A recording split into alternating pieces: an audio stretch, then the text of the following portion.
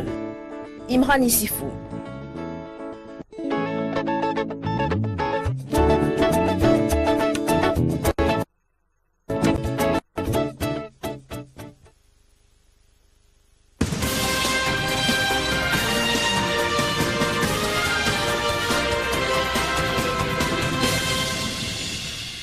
Bonsoir à tous et bienvenue au journal. Dans les titres de l'actualité ce soir, la contrefaçon des produits pharmaceutiques, un phénomène récurrent dans les pays du Sud. Au Bénin, les faux médicaments sont vendus dans tous les coins de rue. Les populations en consomment sans appréhender leurs conséquences néfastes sur la santé. Comment fabrique-t-on ces produits nuisibles pour la santé et quels sont les chiffres disponibles? Éléments de réponse dans ce journal. Signature d'un accord cadre entre le ministre de la Réforme administrative et institutionnelle et 5 organisations non gouvernementales opérant au Bénin. Caritas Bénin et le foyer Don Bosco ont d'ailleurs été reconnus comme des ONG d'utilité publique. Elles ont reçu ce jeudi des mains du ministre Gustave Sonon leur décret de reconnaissance. Et puis Mathias Bédan fait œuvre utile. Le maire de Semek-Podji a offert 17 groupes électrogènes aux producteurs de l'Union communale des maraîchers de sa commune. Un don réalisé grâce au fonds FADEC. Voilà pour les titres. Merci de nous préférer. C'est devenu une problématique récurrente, les faux médicaments, sinon des produits de santé contrefaits. À l'issue du premier colloque de la chimie thérapeutique au Bénin, nous avions cherché à savoir ce qu'il en est de la contrefaçon de ces produits en République du Bénin. C'est quoi un produit contrefait? D'où proviennent-ils? Comment se présentent-ils? Et quels sont leurs circuits de distribution? Des éléments de réponse à travers ce document signé Modeste Forossou et Deron Kwedi. Ils pèsent plus de 75 milliards de dollars dans le commerce mondial. Ils sont 25 fois plus rentables que la drogue et représentent 40% de manque à gagner aux officines de pharmacie et des centaines de milliards de francs CFA pour l'État béninois en termes de recettes douanières. Depuis un certain temps, le continent africain, nous avons constaté que c'est devenu une terre d'élection des faussaires de médicaments venus du monde entier, notamment de la Chine, des Indes, de l'Amérique latine.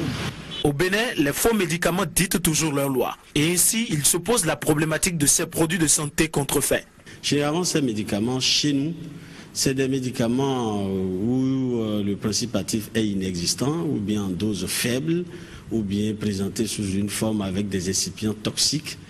Sous des formes diverses et des dénominations multiples, les hypothèses biologiques traduites en molécules devenues médicaments restent un grand marché pour les acteurs. De la fabrication à l'importation, en passant par le stockage et la distribution, ces médicaments subissent la contrefaçon. Soit tout étant des médicaments licites, ils sont loin d'être bien conservés. Soit ils proviennent des circuits illicites avec des nuances. Le stockage induit la dégradation des médicaments. Et favorise ainsi la contrefaçon. Vous voyez? Tout ça, ça fait partie de la contrefaçon. Les conditions de stockage sont bien définies pour chaque médicament. Si ça doit être conservé au froid, il faut le mettre au froid et à quel degré. Si ça doit être conservé dans une chambre non froide, à quelle température il faut respecter. Parce qu'il ne faut pas mettre les médicaments à des températures supérieures, par exemple, à 50, 40 degrés, 40, 50 degrés, 70 degrés. Donc les médicaments craignent la chaleur. Ainsi, des médicaments peuvent devenir contrefaits à cause des conditions de stockage, bien qu'étant licites. En 2014, un taux de 5% de non-conformité ont été détectés sur 1600 molécules introduites au Bénin. De même, les médicaments contrefaits proviennent des laboratoires qui ne sont pas enregistrés dans les pays de destination. Une étude a été réalisée aux Pays-Bas, donc à propos du Viagra. Environ 60% du Viagra qui est utilisé aux Pays-Bas ne vient pas de la compagnie Pfizer. Ce sont des produits contrefaits. Il y en a beaucoup, il y a beaucoup de corticoïdes qui sont retirés de la circulation parce que le but premier de ces corticoïdes, c'est de guérir les inflammations, mais ces corticoïdes sont utilisés pour s'éclaircir. Et donc l'OMS ne pouvant pas demander au laboratoire de faire cette police, a demandé carrément la suppression de ce médicament. Parce qu'on a tout fait pour arrêter, mais on ne peut pas arrêter. Au Bénin, les faux médicaments sinon contrefaits se retrouvent ainsi partout, aussi bien dans les officines si les conditions de stockage ne sont pas respectées et aussi bien sur le marché parallèle, surtout celui d'Adjegoulin. Un truc qu'on a dit de garder à 2 degrés, vous savez quelle est la température ici au dehors, à pareil moment on est près de 34, 35. Alors un vendeur qui met ça sur les étagères comme le pain, du matin au soir, vous savez quelles sont les conséquences les conséquences par rapport à ces genres de comportements. Depuis l'appel de Cotonou en 2009, la lutte contre ces médicaments a été renforcée. Des saisines sont chaque fois opérées, comme ces médicaments estimés à 11 conteneurs de 40 pieds saisis et brûlés récemment. De quoi traduire la porosité des frontières. Si on doit voler, c'est des milliards. C'est des milliards parce qu'on se pose la question de savoir comment ces médicaments ont pu quand même traverser tout le port, qui est quand même là pour filtrer ces genres de médicaments frélatés. Les statistiques sont inconnues, mais selon l'OMS, 100 000 décès par an sont liés à la consommation de ces faux médicaments dans le monde, dont 75% proviennent de 20 000 laboratoires et de 800 000 distributeurs en Inde et en Chine, sans oublier le Nigeria, le Ghana et bien d'autres pays en Afrique. Ici au Bénin, la législation est encore clémente. Si vous attrapez quelqu'un maintenant, le maximum que vous puissiez lui faire... Enfin, nous, la justice peut faire autre chose, ça c'est sûr, parce que l'arrêté est citra. Le pénal, ça c'est. Mais c'est dû infliger 500 000 francs ou 1 million, avec au plus 6 mois d'emprisonnement. Donc, nos dispositions sur le plan juridique, l'âge juridique, il y a effectivement une faiblesse à ce niveau. Les médicaments, sinon la chimie thérapeutique au Bénin, c'est 5 grossistes répartiteurs avec un chiffre d'affaires en moyenne de 5 milliards de francs CFA, 285 officines de pharmacie, environ 150 dépôts pharmaceutiques, une direction de la pharmacie, un laboratoire de contrôle de qualité, mais le risque reste toujours permanent. Mais la chimie sert aussi, si vous voulez, le monde parallèle du crime organisé. Santé encore, nombreux sont les usagers des hôpitaux publics et centres de santé qui se plaignent de l'accueil qui leur est réservé chaque fois qu'ils s'y rendent. En réalité, il n'est pas rare d'affronter certains agents de santé parfois en courroux ou très arrogants. Qu'est-ce qui peut bien expliquer ces sauts d'humeur de ces agents de santé? Quelles sont les dispositions prévues par la loi pour réglementer ce genre de comportement? Voyons ce document. Il est signé Lucrèce Augustine Agado. Un regard foudroyant, des propos injurieux, des gestes parfois agressifs. En somme, un accueil glacial. C'est ce à quoi les patients font face de plus en plus dans les hôpitaux publics. L'accueil, facteur déterminant dans le processus même du traitement de l'usager, demeure un véritable problème en milieu hospitalier. On vous accueille très mal. Il y a de la discrimination. Parfois, c'est à la tête du client que ça se passe. L'accueil est avant tout une rencontre, un contact établi. C'est aussi servir celui qui se présente à vous. Le S, qui est le sourire. Il y a le E, qui est l'écoute. Il y a le R, qui est résoudre. Il y a le V, qui est vivre ou faire vivre. Le R, qui est rassurer ou raccompagner. On n'a jamais une deuxième occasion de se faire une première impression. Lorsque vous êtes mal accueilli, on a une mauvaise impression de vous. Si le geste est souvent réservé à une personne appelée étranger ou inconnue selon la langue française, son sens diffère dans les milieux africains en général et béninois en particulier. Un fond appelle un inconnu Jono. Quelqu'un qui est graisseux, quelqu'un de qui on peut profiter. Donc il faut faire la philosophie du rat, bien l'accueillir parce qu'on veut tirer quelque chose de lui. Quand tu vas chez les minants, un inconnu, on l'appelle Amedjo, celui qu'on aime, celui qu'on estime. L'agent de santé étant un être humain comme tout autre, peut être amené à avoir des sentiments, notamment être de mauvaise humeur depuis la maison ou avoir des problèmes personnels. Mais pour la plupart des personnes ressources rencontrées, cela ne pourrait en aucun cas justifier son agressivité envers le malade ou celui qui l'accompagne. De même, le mauvais accueil S'il est réellement prouvé, il est puni selon les dispositions du statut général des agents permanents de l'État. La sanction du premier degré, c'est d'abord l'avertissement, ensuite le blâme et l'inscription avec inscription au dossier. La sanction du deuxième degré peut aller jusqu'à la révocation. Mais pour le centre de santé, le plus important, il y a d'abord la perte de crédibilité. Mais si tu as une mauvaise humeur, il faut que tu lâches ça, que tu reçois bien le malade, le satisfaire de ses besoins dont il a besoin, le guérir, prendre soin d'elle. L'autre conséquence du mauvais accueil est aujourd'hui la ruée massive de certains citoyens vers les centres de santé privés. Le privé étant commercial, l'usager qui vient payer cher pour un traitement a droit à un accueil irréprochable. Quand il est désagréablement reçu, le malade bien sûr, ça perturbe sa psychologie, ça le plonge dans un noir, il perd l'espoir. Si celui qui a l'accueil au bureau des entrées vous accueille bien, et le personnel soignant, celui qui se chargera de faire les premiers soins vous accueille mal, il aurait écrasé ce que l'autre a fait. Même si c'est le médecin qui se chargera de la visite pour faire une contre-expertise, il vous accueille aussi mal, il écrase ce que effectivement les deux premiers ont fait. Donc l'accueil c'est sur toute la ligne. Et un malade qui est bien accueilli, il est déjà guéri à 50%. Garantir la santé à tous fait partie des missions régaliennes de l'État.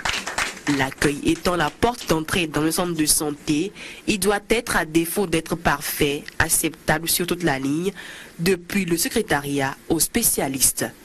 Et pour mieux sensibiliser les agents permanents de l'État en général et l'agent de santé en particulier, il est prévu une charte pour la gouvernance du développement du Bénin ou charte des valeurs, ainsi que le code d'éthique et des valeurs de la République. Cérémonie de passation de service ce mercredi après-midi à la compagnie béninoise de la navigation maritime. Denis Bachabi prend les rênes de cette structure des mains de l'ancien directeur général Expédie Agbenyino. C'était en présence de nombreux invités et du représentant du ministre de l'économie maritime. Les détails, Lucrèce Augustine Agado. Expédie Agbenyino s'en va, Denis Bachabi s'installe à la tête de la compagnie béninoise de navigation maritime. En 3 ans de gestion de la Cobenam, le directeur général sortant fait un bilan des actions réalisées. L'année 2012 a été particulièrement difficile avec une perte de 25 millions de francs CFA. La compagnie devait faire face aux dettes envers divers prestataires de services alors qu'elle avait du mal à recouvrer ses propres créances. C'est dans ce contexte difficile que j'ai engagé des réformes pour, entre autres, assainir les finances et rendre la trésorerie immédiate excédentaire. Mais les travailleurs, au nom de leur porte-parole, dénoncent certains traits de cette gestion. Dilapidation des fonds de la compagnie, insertion tous azimuts de collaborateurs, brimade, frustration. C'est un malaise qui règne donc en ce moment et le personnel invite le tout nouveau responsable à ne pas retomber dans ces mêmes pièges. Monsieur le directeur général entrant, je crois que vous êtes arrivé pour travailler avec nous et nous aider à sortir de l'ornière. Je voudrais vous dire qu'avec la situation actuelle qui prévaut au sein de la compagnie, il est très souhaitable de travailler avec l'effectif du personnel. C'est vous dire de ne pas envisager de recrutement. Ne vous laissez pas embobiner et endormir par des cadres qui se font passer par les sénitouches. Je mesure à sa juste valeur la lourde et exaltante mission que vient de me confier le chef de l'État. Je prends par la même occasion la mesure de l'ampleur des défis qui se doivent d'être collectivement relevés. Nul ne sera de trop pour apporter sa contribution à l'œuvre commune de redressement de notre compagnie qui s'inscrit dans une logique d'efficience et d'efficacité en raison des profondes mutations que subit le secteur portuaire de notre pays. Présent à cette cérémonie de passation de charge, le représentant du ministre de l'économie maritime. Il rassure les partenaires sociaux de la disponibilité des membres du cabinet de la nouvelle équipe dirigeante à à régler peu à peu les nombreux problèmes évoqués. Une audience maintenant, le président de la Chambre de commerce et d'industrie du Bénin, CCIB, a reçu dans l'après-midi du mercredi les membres du nouveau bureau du patronat des entreprises de transport au Bénin, Pétrans Bénin, élus au thème du congrès des 15 et 16 janvier dernier. Ils sont allés se présenter à l'institution consulaire et solliciter davantage le soutien de la Chambre pour un renouveau du transport au Bénin. Le point de cette audience avec Ouliat Sanoussi et Tijani.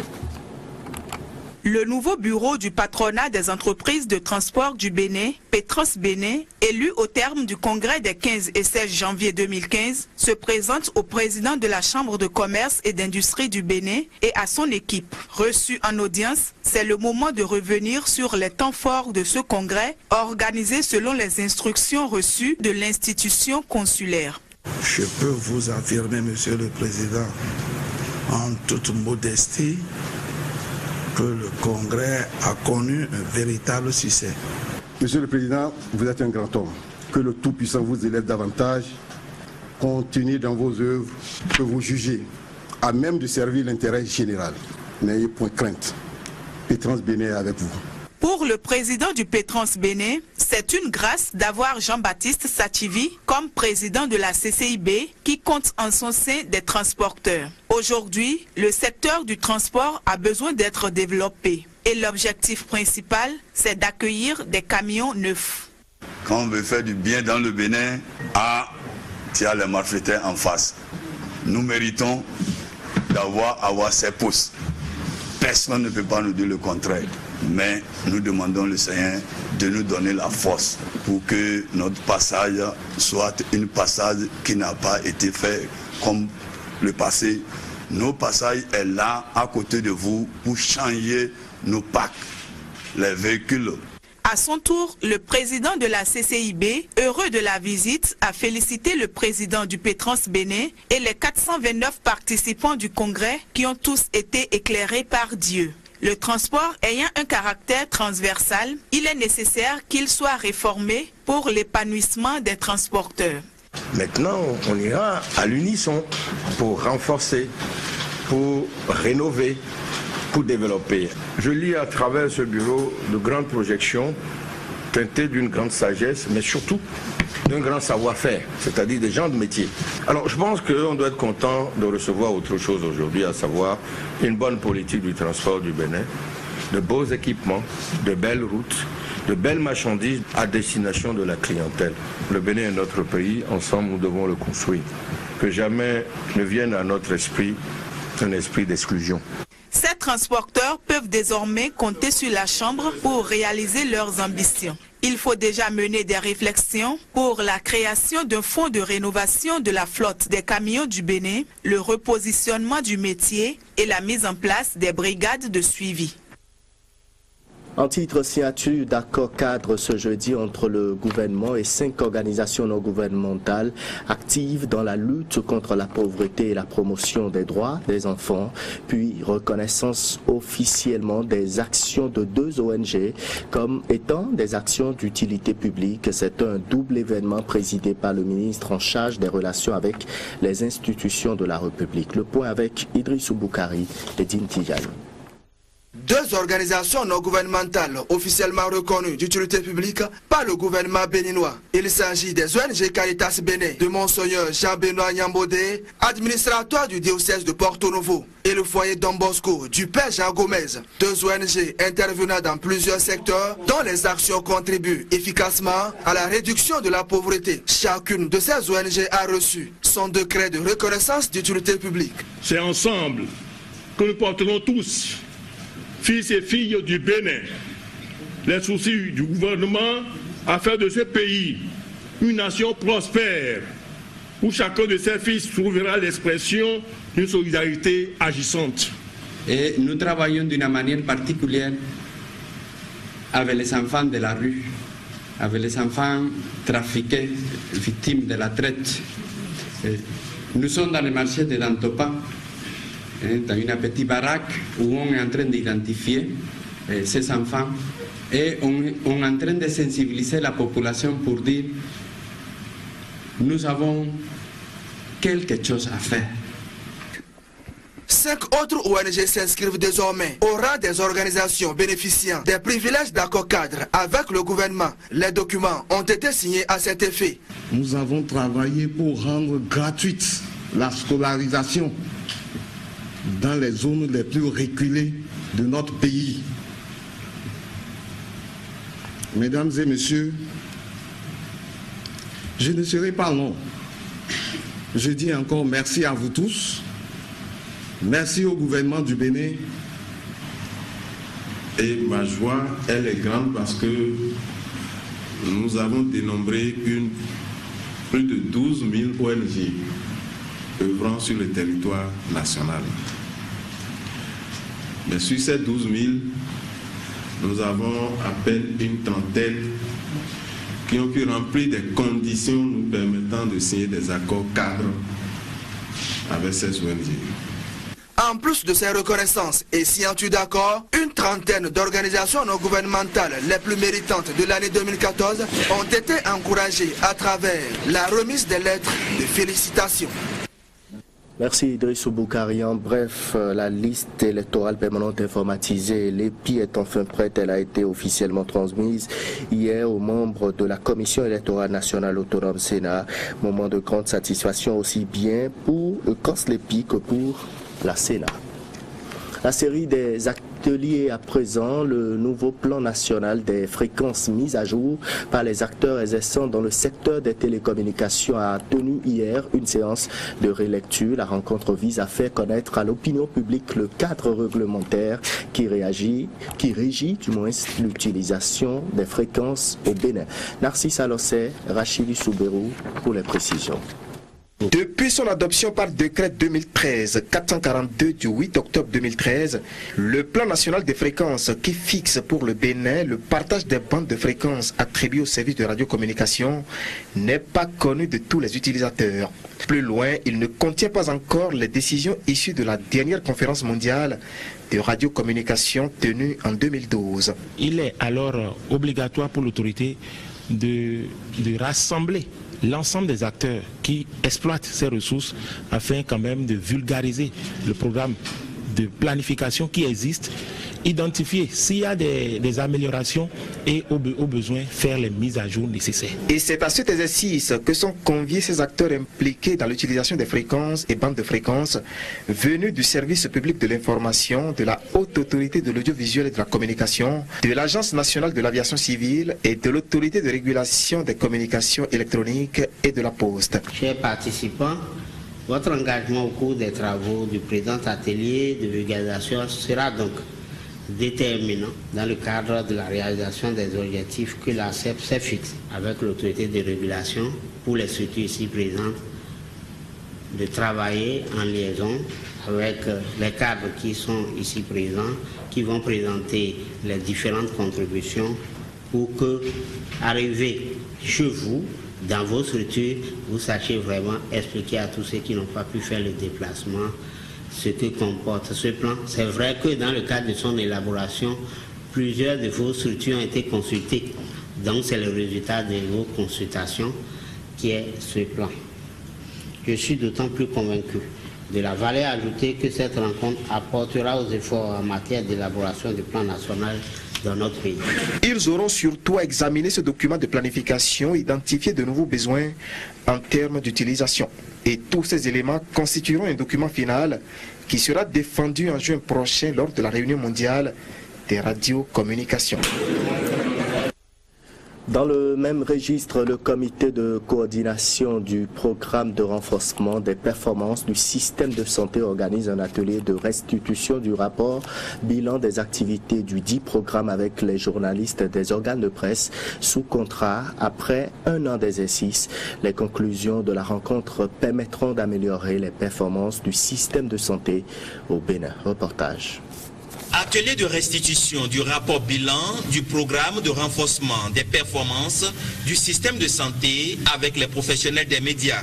C'est une rencontre de vérité et d'échange afin d'identifier les difficultés qui font entorse à l'exécution de certaines actions du programme PR-PSS. Ces assises, a laissé entendre le coordonnateur du programme, permettront de repartir sur de bonnes bases afin de réussir l'enjeu qui est de renforcer les performances du système de santé au Bénin. Je crois que cette rencontre de ce jour sera une rencontre de vérité, d'échange, pour que nous puissions comprendre les difficultés qui ont fait que certaines actions n'ont pas pu être menées correctement, que nous puissions partager, voir également s'il y avait des faiblesses du côté de l'unité de coordination, que nous puissions les corriger et qu'à la fin de cette rencontre, nous puissions partir sur de bonnes bases. Pour le secrétaire général adjoint du ministère de la Santé, les journalistes constituent des acteurs sensibles de la promotion et de la propagation de la bonne performance du système de santé à travers le financement basé sur le résultat. Il s'agira pour nous, au cours de cet atelier, d'évaluer les résultats obtenus, d'identifier les contraintes liées à l'exécution des 10 contrats, de formuler des suggestions pour améliorer la mise en œuvre efficace des activités de communication avec les relais médiatiques. De façon spécifique, il s'agira donc de restituer les résultats de l'évaluation des activités planifiées et exécutées durant 12 mois, de tirer les grandes leçons et de partager les expériences d'un média à l'autre, de formuler des recommandations pour une meilleure exécution des contrats de partenariat avec les médias. Venus des différentes zones d'intervention du programme de renforcement et des performances du système de santé, ces acteurs du monde de la presse ont la lourde mission d'établir la confiance entre agents de santé et la population. Dans l'actualité également, la colère des populations des villages de Yévié et d'Agbata dans la commune d'Adjara. Elles étaient dans les rues ce mercredi. Elles sont remontées contre les autorités de leur commune qui, par une décision, ont attribué le site initialement prévu pour abriter un espace vert aux artisans pour la construction d'une chambre départementale des métiers. Reportage sur place, Emma Rodonou, Henri Gantier. Les populations de Yévié et d'Agata dans la commune d'Adjara sont mécontentes de leurs autorités communales. À la base de cette sortie dans les rues, le choix unilatéral du conseil communal d'attribuer le seul domaine public qui était réservé pour accueillir un espace vert dans leur localité à la construction d'une chambre départementale des métiers. Une départementale à cet endroit, elles n'en veulent pas et exigent à leur autorité de revenir à la décision qui destine le site à un espace vert. Nous, population des villages de Yévié et Agata, de l'arrondissement de Malawi, commune d'Adjara, sommes mécontents du maire de notre commune, M. Yaya Saka et sa majorité au sein du conseil communal à cause de leur façon de gérer les affaires publiques de notre commune. En témoigne la transformation anarchique des domaines publics de nos deux villages qui est réservée à la demande de nous-mêmes, population de Yévié et d'Agata, pour la construction d'un espace vert pour notre détente, notre distraction en un site de chambre des métiers. L'extrait de ce domaine existe et les autorités politico-administratives de notre commune le savent bien. Nous ne savions pas que le maire Yaya Saka et ses conseillers montaient un coup dans notre dos. Ce coup a été enfin su et c'est pourquoi nous réagissons sans attendre. Le maire et ses conseillers viennent d'attribuer le domaine aux artisans pour la construction d'une chambre des métiers, balayant du revers de la main les fonctions multiples et vitales d'un espace vert dans une localité. Nous invitons très respectueusement le préfet des départements de l'Ouémé et du Plateau, Moukaram Badarou, le ministre de la décentralisation, Isidore Nyolofou, et très respectueusement le président de la République a amené le maire et le conseil communal d'Adjara à procéder sans délai à une annulation pure et simple de la décision d'attribution de ce site aux artisans. Cette sortie des populations de Yévié et d'Agata pour crier leur désarroi n'est que la première d'une série d'actions qu'elles comptent mener pour que l'espace vert soit réalisé conformément au plan de lotissement.